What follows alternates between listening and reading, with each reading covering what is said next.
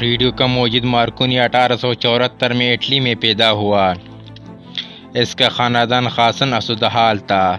نجی اساتذہ نے اس کی تعلیم کی۔ 1854 میں ہارٹس کے تجربات کے بارے میں پڑھا جو لہروں کے متعلق تھے۔ ان تجربات سے واضح طور پر برقی مقناطیسی لہروں کی موجودگی کا ثبوت ملا جو ہوا میں روشنی کی رفتار سے سفر کرتی ہے۔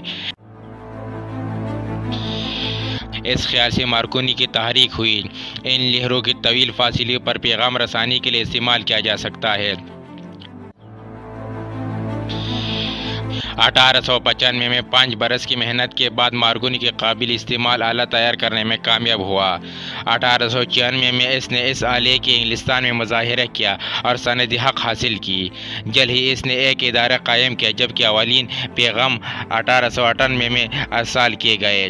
اگلے ہی برس وہ ان پیغامات کو انگلستان سے باہر بھیجنے میں کامیاب ہو گیا۔ مارکونی کے سب سے اہم سند حق 1900 میں حاصل ہوئی۔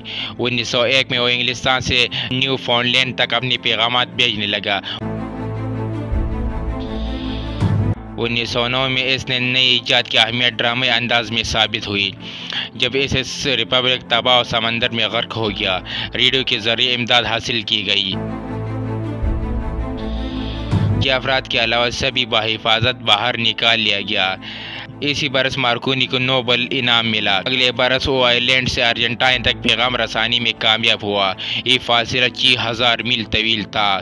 یہ تو سبھی کو معلوم ہے کہ آواز کو ریڈیو کے ذریعے بھی منتقل کیا جا سکتا ہے، لیکن ریڈیو 1906 تک ایجاد نہ ہو سکا۔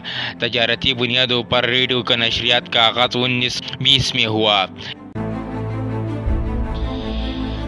اس کے بعد کے برسوں میں مارکونی نے مختصر سے مختصر ترین لہروں کے ذریعے پیغام رسانی پر تحقیق کی۔